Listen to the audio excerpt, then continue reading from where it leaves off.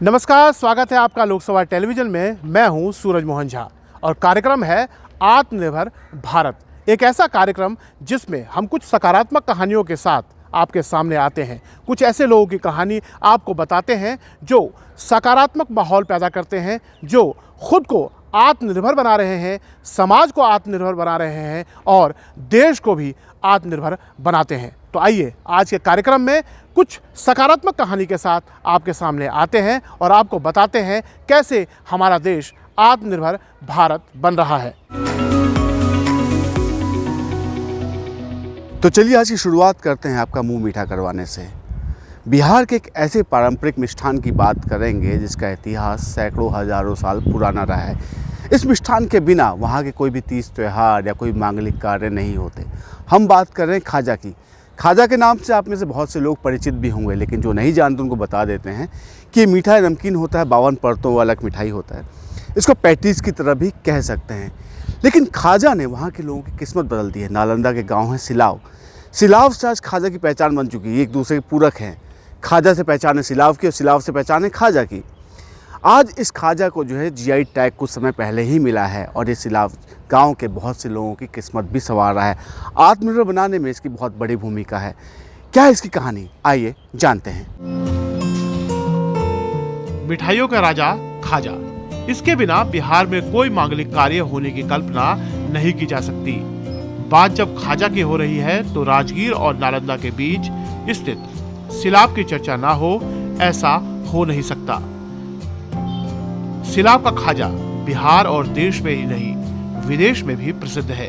यही कारण है कि अब सिलाव के खाजे की बिक्री ऑनलाइन हो रही है, जिससे देश और विदेश के लोग भी घर बैठे सिलाव के खाजा का लुत्फ उठा रहे हैं। खाजा के व्यवसाय के लिए अब ऐप बनाया गया है, जिससे ऑनलाइन बुकिंग शुरू हो गई है। खाजा को पहले ही जीआई टैग दिया जा चुका है। विदेश के लोगों को ऑनलाइन खाजा पहुंचाने के लिए श्रीकाली शाह नाम से ऐप बनाया गया है। लॉगिन कर खाजा का ऑर्डर दिया जा सकता है। विदेशों में आपूर्ति के लिए एयर कुरियर और देश के विभिन्न प्रदेशों के लिए साधारण कुरियर सेवा बहाल की गई है। व्यापारियों के मुताबिक कई स्थानों से खाजा का ऑर्डर आ चुका है। सिलाव में खाजा बनने के 4 प्रकार हैं: मीठा खाजा, नमकीन खाजा, देशी घी का खाजा और सादा खाजा बनाए जाते हैं। ये मिठाई दिखने में पेटीज जैसी होती है, जो खाने में कुरकुरा और स्वाद में मीठी होती है। इसके लिए आटा, मैदा, चीनी और इलायची का प्रयोग किया जाता है। सिलाव खाजा विभिन्न राष्ट्रीय एवं अंतर्राष्ट्रीय पर्यटन कार्यक्रमों में अपनी पहचान बनाने में भी कामयाब रहा है। खाजा व्यवसायी संजय लाल बताते हैं कि वर्ष 1987 में मॉरिशस में हुए अंतर्राष्ट्रीय मिठाई महोत्सव में सिलाव के खाजे को अंतर्राष्ट्रीय पुरस्कार मिल चुका है। मेरा खाजा बहुत हट के दुकान है। क्वालिटी में मेंटेन रखते हैं हम, क्वालिटी में कोई कमी नहीं होने देते हैं। और ये खाजा विदेश में भी डिमांड ज़्यादा है। एक से एक बॉलीवुड को भी खाया देते हैं और ये नाम से ऐप बना है श्री काली सा खाजा। वो प्ले स्टोर में श्री काली सा खाजा खोले और पूरे वर्ल्ड में खाजा ऑनलाइन मंगाए हैं। दिल्ली, पटना, जयपुर व प्रयागराज में लगी प्रदर्शनियों में भी खाजा को स्वादिष्ट मिठाई का पुरस्कार मिल चुका है। हर खाने वाला 52 परतों वाले यहाँ के खाजे का मुरीद हो जाता है। सिलाव में खाजा की करीब 75 दुकानें हैं। प्रति दुकान प्रतिदिन 1 क्विंटल खाजा बनाए जाते हैं। यहाँ आने वाले पर्यटक अपने साथ खाजा ले जाना नहीं भूलते। खासकर पर्यटन के मौसम में तो सिलाव का खाजा बाजार सैलानियों से गुलजार रहता है। शादी व अन्य अवसरों पर इसकी मांग काफी बढ़ जाती है। यहाँ आने वाले सेलिब्रिटी भी यहाँ का खाजा ले जाना नहीं भूलते। साल 2015 में मुख्यमंत्री नीतीश कुमार ने खाजा निर्माण को उद्योग का दर्जा दिया था। साथ ही इस उद्योग को सरकार की क्लस्टर विकास योजना से भी जोड़ा गया है।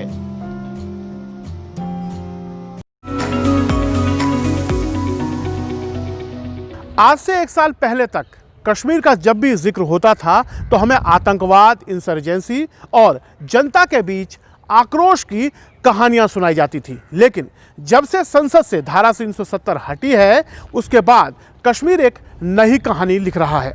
प्रधानमंत्री रोजगार सृजन योजना के तहत कश्मीर में महिलाएं नई कहानियां लिख रही हैं। वो न केवल अपने आप को आत्मनिर्भर बना रही हैं, बल्कि कश्मीर को आत्मनिर्भर बना रही हैं और भारत को भी आत्मनिर्भर बना रही हैं। आइए इसी सकारात्मक स्टोरी को आपके सामने पेश करते हैं। प्रधानमंत्री रोजगार योजना आज कश्मीरी महिलाओं के उद्यमी बनने के सपने को नई उड़ान दे रहा है। कश्मीरी महिलाएं आज हर क्षेत्र में अपना योगदान दे रही हैं। नसरीना अख्तर इसका जीता जागता उदाहरण है। नसरीना ने पुलवामा में स्वयं का एम्ब्रॉयडरी का बिजनेस शुरू किया और उसे एक नया मुकाम दिया। उनका यह सपना सिर्फ इसलिए संभव हो सका क्योंकि प्रधानमंत्री रोजगार सृजन कार्यक्रम के तहत उन्होंने पुलवामा के जिला उद्योग केंद्र से ऋण लेकर मालिक टेक्सटाइल की नींव रखी। घेरा बंदे यहाँ काम करते हैं और ये माल हम बहुत स्टेटों में बेचते हैं। यहाँ किसी को शादी होती है और यहाँ वो बहुत सारी चीज़ लेते हैं, इनको वहाँ सब कुछ मिलता है और हमें सब कुछ यहाँ सब कुछ बनाते हैं। कुशन भी बनाते हैं, बेड कवर भी बनाते हैं, पिलो कवर भी बनाते हैं और बहुत सारे डिज़ाइन इस पे बनाते हैं। यहाँ सब लोग आते हैं और घेरा बंदे, इन घेरा लोगों को यहाँ रोज़गार मिला है, हमें इसमें बहुत खुशी है। मालिक टेक्सटाइल्स में आज हर किस्म की शॉल, चादरें, पर्दे और दूसरी तमाम चीजें बनती हैं। आज इनके पास काफी संख्या में स्थानीय कारीगर भी काम करते हैं और इतनी बेहतरीन क्वालिटी और डिजाइन्स की वजह से लोग इनके मुरीद हैं। स्थानीय प्रशासन भी इनकी हर संभव मदद कर रहा है जिससे कि ये अपनी अलग पहचान स्थापित कर सकें। हम बिल्कुल विद इन ईयर्स टाइम हम उसको कन्वर्ट करने जा रहे हैं एमएसएमई में, ताकि उसका और ज़्यादा एडवांटेज मिले, उसका अच्छी तरह से हम क्रेडिट लिंकेज करें और ठीक जो उनका अपना जो बेनिफिट उनको मिलना चाहिए सब्सिडी के हिसाब से, हम कोशिश कर रहे हैं कि उसको बिल्कुल जो गवर्नमेंट की तरफ से जो भी मुराद है उनको मिले।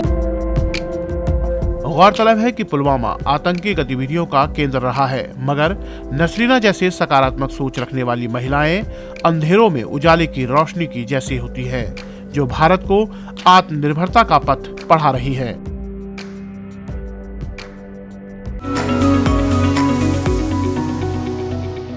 भारत त्योहारों का देश है। त्योहार जो हमारी आपकी जिंदगियों में खुशियां घोलते हैं, लेकिन त्योहारों का एक और भी महत्व है, ये हमारे आर्थिक पक्ष को भी सबल करता है। बहुत से लोगों को जो है ये रोज़गार भी उपलब्ध कराता है। अब हम बात कर रहे हैं चंडीगढ़ के उन दिव्यांग छात्रों की जिन्होंने त्योहारों के अवसर पर अनेक सजावटी आइटम बनाए हैं। वो न सिर्फ खुद आत्मनिर्भर हो रहे हैं बल्कि लोगों के लिए भी एक मिसाल बन रहे हैं। क्या है इनकी कहानी, आइए जानते हैं। इन दिनों हर तरफ दिवाली के त्योहार की रौनक दिखाई दे रही है। बाजारों में हर तरफ मिट्टी के दिए, सजावटी सामान और मोमबत्तियों की दुकानें सज गई हैं।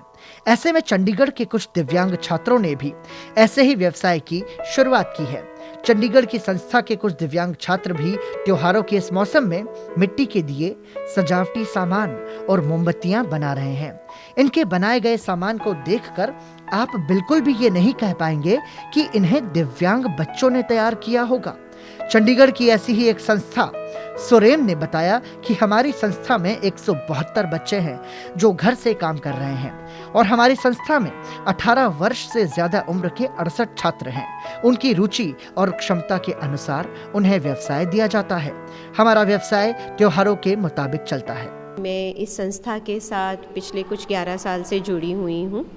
हमारे यहाँ पर लॉकडाउन से पहले 172 बच्चे थे, ऑटिज़म, सेरेब्रल पॉल्सी और इंटेलेक्चुअल डिसेबिलिटी। और अब लॉकडाउन के बाद में जैसे सब घर से काम कर रहे हैं, ऑनलाइन क्लासेस ले रहे हैं, ऐसे ही हमारी संस्था भी ऐसे ही काम कर रही है। लेकिन हमारा स्टाफ, जैसे कि आप सब देख रहे हैं यहाँ पर, सारा स्टाफ यहाँ पर काम कर रहा है। हमारे पास 68 बच्चे एडल्ट्स हैं, यानी कि 18 ईयर्स अबव हैं, तो उनको डिफरेंट वोकेशंस दिए जाते हैं और वो लोग अपनी इंटरेस्ट, अपने पोटेंशियल जो कर सकते हैं उनके हिसाब से उन्हें काम दिया जाता है। त्योहारों के इस मौसम में मिट्टी के दिए, सजावटी सामान और मोमबत्तियां बना रहे हैं। इनके बनाए गए सामान को देखकर आप बिल्कुल भी ये नहीं कह पाएंगे कि इन्हें दिव्यांग बच्चों ने तैयार किया होगा। भारत त्योहारों का देश है और हम उनके लिए हमेशा तैयार रहते हैं। देख सकते हैं कि छात्रों ने कितने सुंदर और तरह तरह के सामान तैयार किए हैं जो किसी को भी तुरंत पसंद आ जाएंगे। आत्मनिर्भर भारत के निर्माण में चंडीगढ़ के दिव्यांग छात्रों की ये पहल अनुकरणीय है। प्रधानमंत्री नरेंद्र मोदी ने जब आत्मनिर्भर भारत अभियान की शुरुआत की थी तो उनका उद्देश्य था कि भारत रोजगार लेने वाला नहीं बल्कि यहाँ का युवा रोजगार देने वाला बने, हमारा समाज स्वावलंबी बने, हम खुद अपने उत्पाद पैदा करें और अपने लिए एक मार्केट पैदा करें, हम सिर्फ सेवा लेने वाले ना बने बल्कि सेवा देने वाले भी बने। और अब प्रधानमंत्री नरेंद्र मोदी के आत्मनिर्भर भारत अभियान के सकारात्मक नतीजे आने शुरू हो गए हैं। महाराष्ट्र के पुणे शहर में कुछ व्यापारियों ने इस अभियान के तहत स्वदेशी अपनाओ का एक नारा बुलंद किया है और उसके सकारात्मक नतीजे निकलने लगे हैं। आइए देखते हैं इस विशेष स्टोरी में। महाराष्ट्र के पुणे में सहकारिता विभाग की एक दुकान ने आत्मनिर्भर भारत अभियान के तहत देश में बने उत्पाद खरीदने की प्रधानमंत्री नरेंद्र मोदी की अपील का समर्थन करते हुए अपने यहाँ अलग अलग स्थानों पर स्वदेशी और विदेशी लेवल वाले सामान रखे हैं। ग्राहक पेट नामक स्टोर के प्रबंध निदेशक सूर्यकांत पाठक ने कहा कि उनके इस कदम को ग्राहकों की ओर से अच्छी प्रतिक्रिया मिल रही है। हम पहले से 1977 जब ग्राहक पेट शुरू हुई वहाँ से हम made in USA, made in China, made in England ऐसा कोई भी माल हम यहाँ आज तक बेचा नहीं। अभी पंतप्रधान आदरणीय मोदी जी ने कहा कि भारत आत्मनिर्भर बनना चाहिए, इसलिए स्वदेशी प्रोडक्ट खरीदिए। लोगों को दिमाग में स्वदेशी प्रोडक्ट खरीदी करना है, लेकिन कौन सा प्रोडक्ट स्वदेशी है, कौन सा प्रोडक्ट विदेशी उनको मालूम नहीं है खासकर। इसलिए लोगों को मालूम पड़े कौन सा प्रोडक्ट स्वदेशी है, कौन सा प्रोडक्ट। इसलिए हमने ये ग्रुप बनाया है कि जो प्रोडक्ट विदेशी है उसके खाली विदेशी, जो स्वदेशी है उसके खाली नेम स्वदेशी, ऐसा हमने अरेंजमेंट किया है। उन्होंने कहा, हमने दुकान में आत्मनिर्भर भारत और स्वदेशी इस्तेमाल करें लिखे स्टिकर भी चिपकाए हैं। प्रधानमंत्री मोदी ने देशवासियों से आत्मनिर्भर बनने और देश में बना सामान खरीदने की अपील की थी। पाठक ने कहा, बहुत से लोग ये नहीं जानते कि कौन सा उत्पाद स्वदेशी है और कौन सा विदेशी, इसलिए हमने ये पहल की है। बड़ी संख्या में ग्राहक भारतीय उत्पाद खरीद रहे हैं और देश में बने उत्पाद उपलब्ध नहीं होने पर उनके आने का इंतजार भी कर रहे हैं। प्रधानमंत्री मोदी ने देश के नाम संबोधन में कहा था कि कोरोना वायरस के चलते पूरी दुनिया के सामने खड़े संकट के बीच आत्मनिर्भर भारत बनना ही तरक्की का एकमात्र रास्ता है।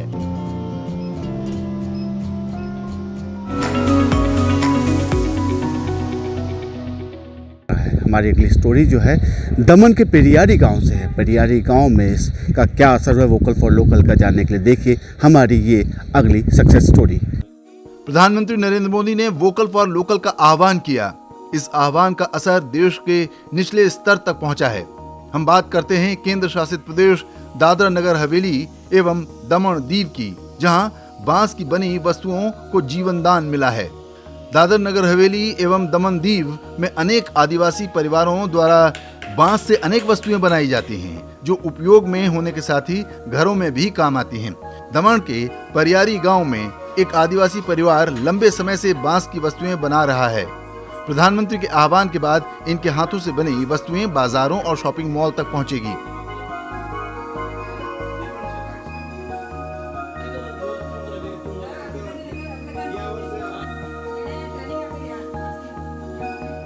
दमन के परियारी का हलपति परिवार बांस से परंपरागत खिलौने और घरों में सजावटी वस्तुएं बनाते हैं। इसके लिए उन्होंने राष्ट्रीय ग्रामीण आजीविका मिशन के अंतर्गत प्रशिक्षण भी प्राप्त किया है। घर की महिला सुमित्रा हलपति ने इसका प्रशिक्षण प्राप्त किया। इसके बाद उनके पति महेश हलपति को ये काम पसंद आया और पूरा परिवार इस काम में लग गया।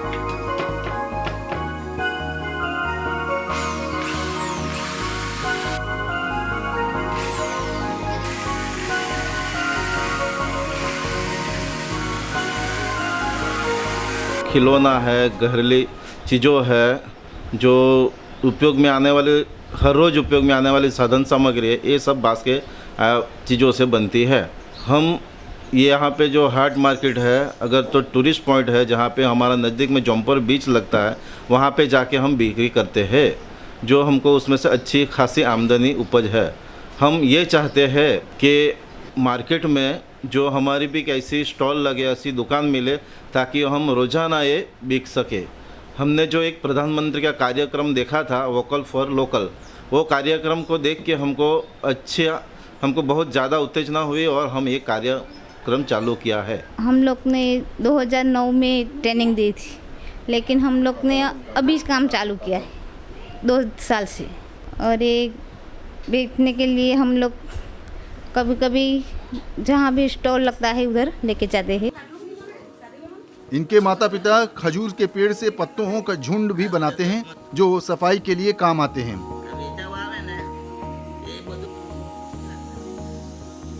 दादर नगर हवेली एवं दमन दीव के आदिवासी संस्कृति से जुड़ी अनेक वस्तुएं भी बनाई जा रही हैं। ये दमन समुद्र किनारे होने के कारण यहाँ बांस से बोट जैसी सजावटी वस्तुएं भी बनाई जा रही हैं।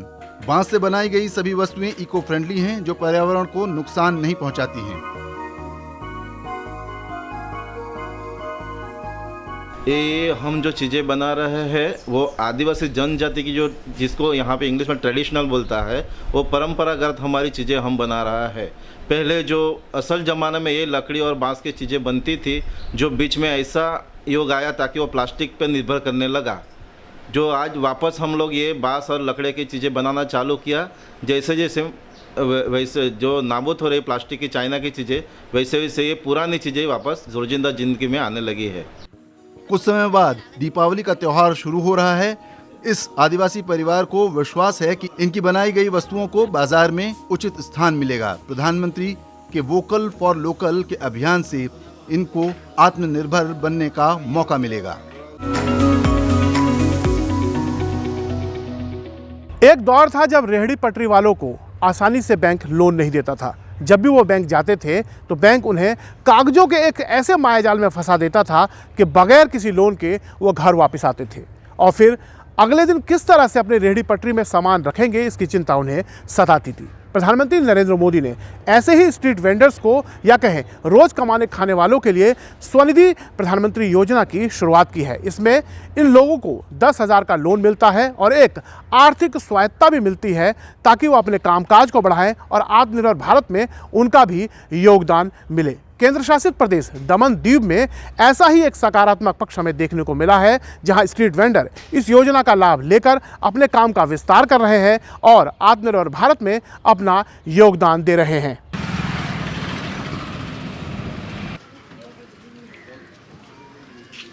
कोरोना काल में प्रधानमंत्री स्ट्रीट वेंडर्स आत्मनिर्भर पीएम स्वनिधि योजना सड़क के किनारे ठेले या दुकान लगाने वालों के लिए बड़ा सहारा बन रही है। इसमें न सिर्फ वे अपने व्यवसाय कर पा रहे हैं, बल्कि आजीविका की दिशा में आगे बढ़ रहे हैं।